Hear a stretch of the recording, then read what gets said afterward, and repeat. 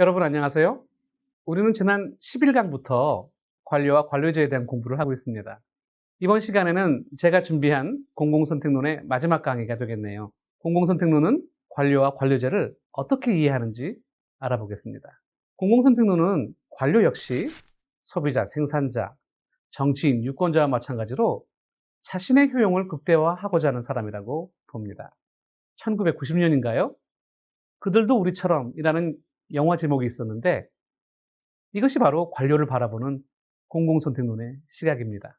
관료들 역시 우리처럼 특별히 선한 사람도 유난히 악한 사람도 아닌 보통 사람으로서 자기애를 갖고 자신의 행복을 추구한다고 생각합니다.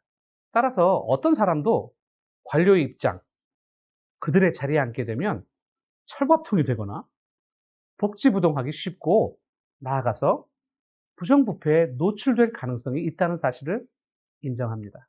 공공선택론자들은 공공부문과 관료제 문제의 근원을 특정한 사람 자체의 윤리적, 도덕적 문제에 있는 것이 아니라 바로 정부가 제공하는 공공재의 특성, 관료제의 인센티브 문제 등에 달려있다고 생각합니다.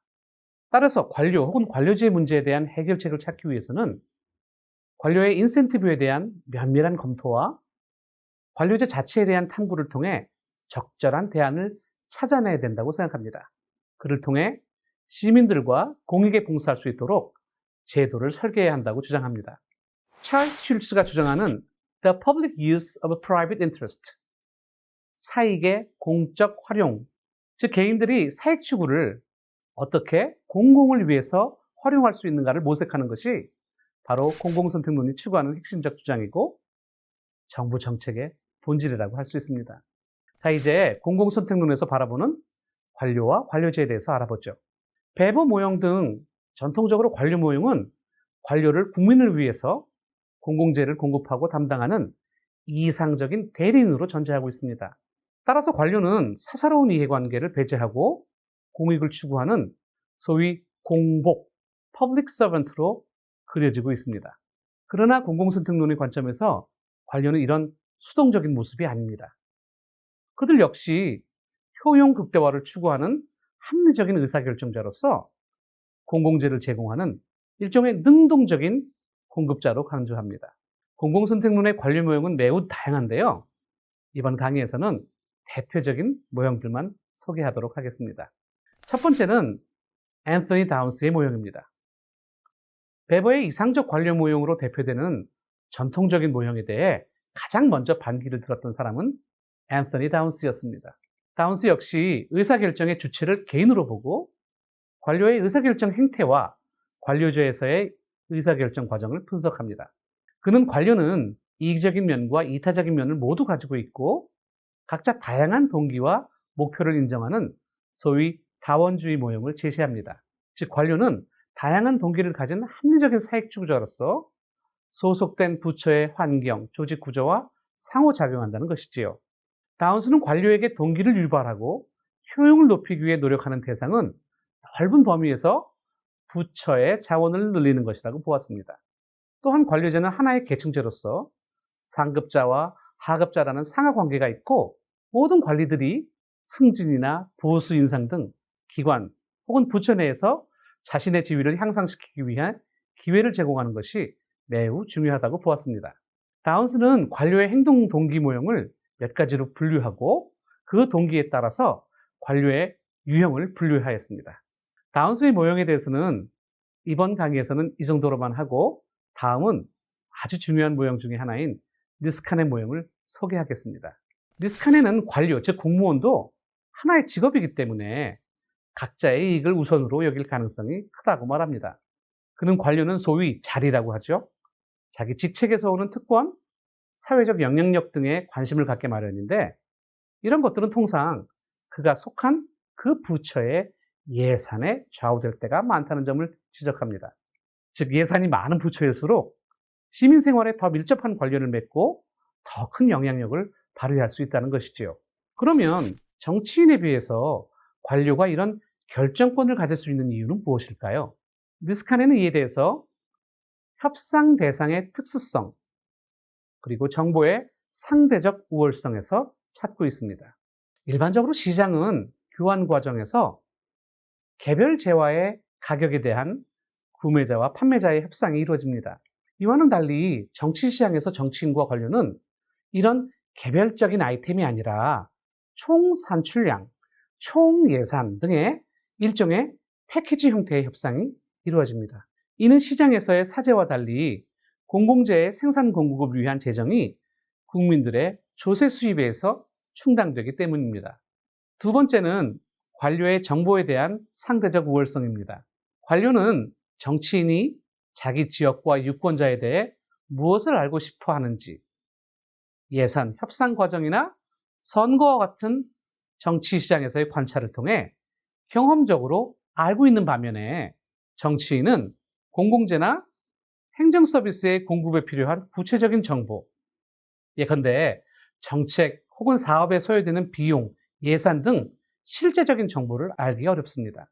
한마디로 관료와 정치인 사이에 일종의 비대칭 정보가 발생하는 것이지요.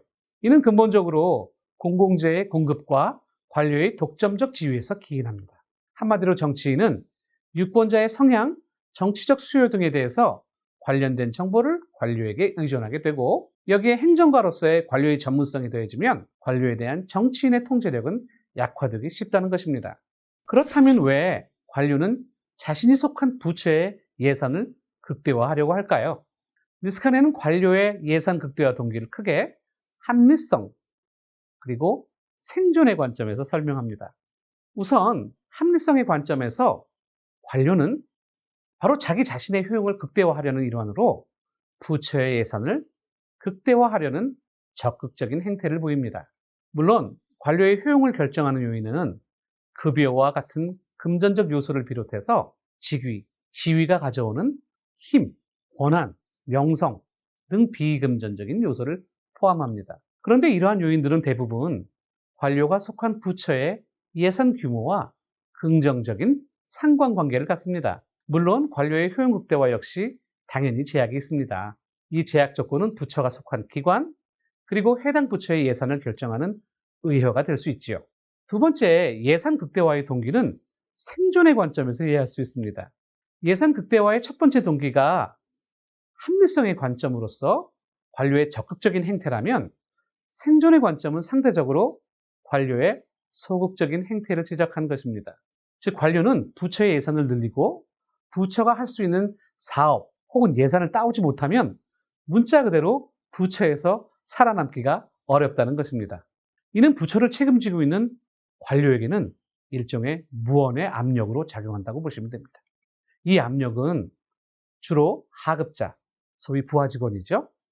그리고 부처와 직결된 관련 의회들, 예산과 관련된 위원회들, 이들로부터 나오며, 이들은 보다 많은 예산 확보를 위해 바로 그 해당 관료에게 압력을 가하게 됩니다. 결국 이런 압력에 제대로 부응하지 못하는 관료는 시스템에서 도태된다는 것입니다.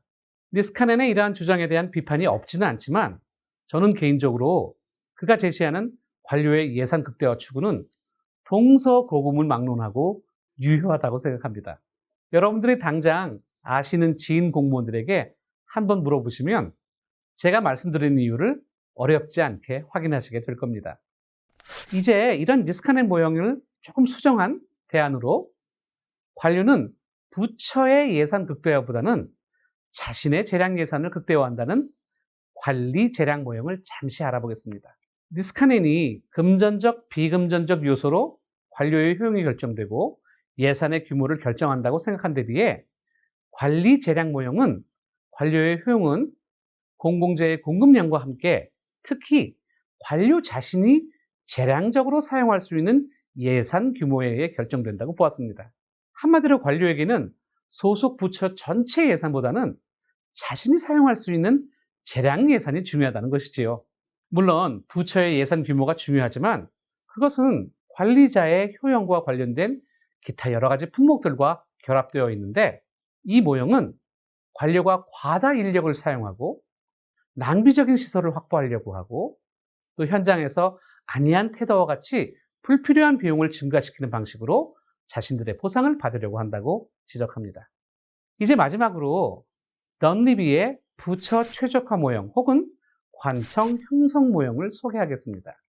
이 모형은 예산 극대화 모형의 대안으로 관료제가 갖는 구조적 특징들을 강조하면서 제시된 이론입니다. 던리비 모형의 핵심은 부처를 책임지고 관리하는 관료는 예산 극대화를 추구하기보다는 관료제의 구조적 요인이라는 제약 조건 하에 자신의 효용을 극대화하는 목적으로 자신의 부처를 최적화, 영어로는 뷰로 쉐이핑 한다는 것이지요. 던리비는 주로 기존의 모형들이 거시적 요인을 중심으로 설명하였다고 보았습니다. 이에 대해 던리비 모형은 거시적인 요인보다는 오히려 관료를 중심으로 한 부처나 기관 내부의 구조와 운영 방식으로 인한 구조적 요인이 더 크다고 생각합니다. 이런 전제하에 관료가 직면하는 제약 조건은 자신의 직급, 소속 기관, 예산 등의 특성으로 볼 수 있습니다. 특히 부처에서 의사결정에 실질적 권한을 행사하는 관료의 효용을 증가시키는 요인은 중요한 두 가지 요인이 있는데요. 첫 번째는 그 부처의 예산입니다.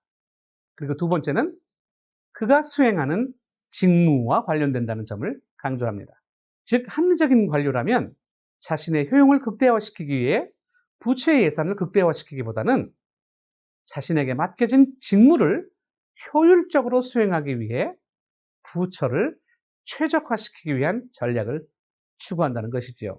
이제 이 모형을 조금 더 구체적으로 살펴보겠습니다.